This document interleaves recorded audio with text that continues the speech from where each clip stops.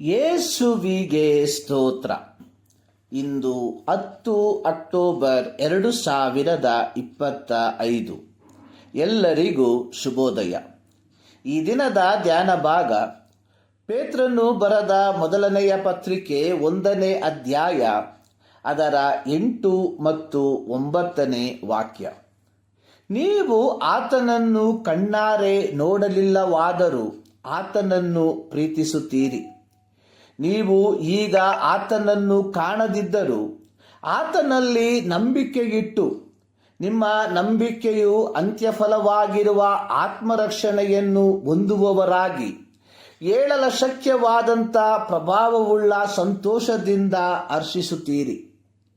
ಪೇತ್ರನು ಯೇಸುವಿನ ಐಹಿಕ ಸೇವೆಯ ಕಾಲಘಟ್ಟಗಳಲ್ಲಿ, ಅಂದರೆ 3.5 ವರ್ಷದ ಯೇಸುವಿನ ಬಹಿರಂಗ ಸೇವೆಯ ಸಮಯಗಳಲ್ಲಿ ಯೇಸುವಿನ ಸಂಗಡ ಇದ್ದವನು, ಸಂಚಾರ ಮಾಡಿದವನು, ಯೇಸು ತೋರಿಸಿದಂತಹ ಎಲ್ಲ ಅದ್ಭುತ ಸೂಚಕ ಕಾರ್ಯಗಳನ್ನು ನೋಡಿದವನು ಆಗಿದ್ದನು.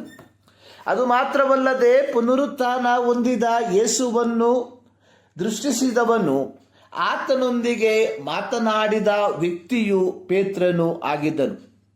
ಪೇತ್ರನು ಈ ಪತ್ರಿಕೆಯನ್ನು ಬರೆಯುವ ಸಮಯದಲ್ಲಿ ಅಪೊಸ್ತಲರ ಬೋಧನೆಯನ್ನು ಕೇಳಿ ಕ್ರಿಸ್ತನನ್ನು ಸ್ವೀಕರಿಸಿದವರಲ್ಲಿ ಹೆಚ್ಚಿನವರು ಯೇಸುವನ್ನು ಐಹಿಕವಾಗಿ ನೋಡಿದವರಲ್ಲ.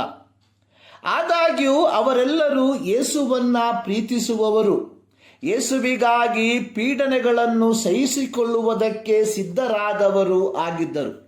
ಪೇತ್ರನು ಈ ಪತ್ರಿಕೆಯನ್ನು ಬರೆಯುವ ಕಾಲಘಟ್ಟಗಳಲ್ಲಿ ರೋಮನ್ ಚಕ್ರವರ್ತಿಯಾಗಿದ್ದ ನೀರೋ ಕ್ರೈಸ್ತರನ್ನು ಅತ್ಯಂತ ಕಾಠಿಣ್ಯವಾದ ವಿಧದಲ್ಲಿ ಪೀಡಿಸುವಂತವನಾಗಿದ್ದನು. ಮನುಷ್ಯರಹಿತವಾದ ಶಿಲುಬೆಗೇರಿಸುವಿಕೆ ಒಂದು ವಿಧವಾಗಿತ್ತು. ರೋಮನ್ನರು ಮನರಂಜನೆಯನ್ನು ಮೆಚ್ಚುವವರಾಗಿದ್ದರಿಂದ ಅವರನ್ನು ಸಂತೋಷಪಡಿಸುವ ಸಲುವಾಗಿ ಕ್ರೈಸ್ತರನ್ನು ಪಂಜುಗಳಂತೆ ನಿಲ್ಲಿಸಿ ಅವರ ಮೇಲೆ ಮೇಣಗಳನ್ನು ಸುತ್ತಿ ಪಂಜುಗಳಂತೆ ಉರಿಸಿ ಜೀವಂತವಾಗಿ ಸುಡುತ್ತಿದ್ದನು. ಮತ್ತೆ ಕೆಲವರನ್ನು ಕಾಡು ಮೃಗಗಳ ಮುಂದೆ ಜೀವಂತವಾಗಿ ಎಸೆಯುತ್ತಿದ್ದನು.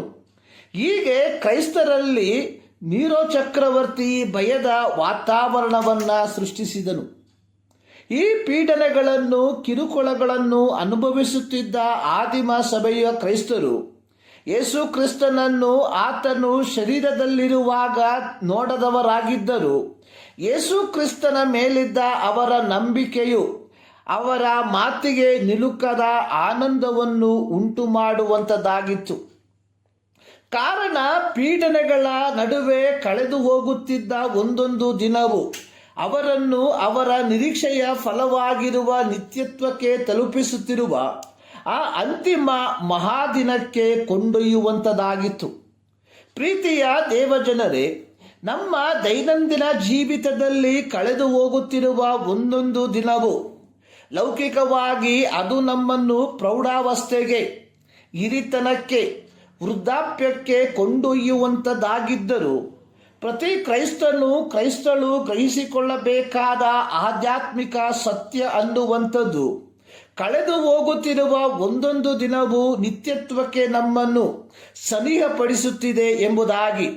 ಹೀಗಿರಲಾಗಿ ಪ್ರತಿ ಕ್ರೈಸ್ತಳು ಅಂತ್ಯಫಲವಾಗಿರುವ ಆತ್ಮರಕ್ಷಣೆಗಾಗಿ ತನ್ನನ್ನು ಸಿದ್ಧಪಡಿಸಿಕೊಂಡವನಾಗಿ ಜೀವಿಸುವಂಥವನಾಗಿರಬೇಕು. ಈ ಮುಂಜಾನೆಯಲ್ಲಿ ಸರ್ವಶಕ್ತನಾದ ದೇವರು ಈ ಅಧ್ಯಯನದ ಮೂಲಕ ನಿಮ್ಮನ್ನು ಧಾರಾಳವಾಗಿ ಆಶೀರ್ವದಿಸಲಿ.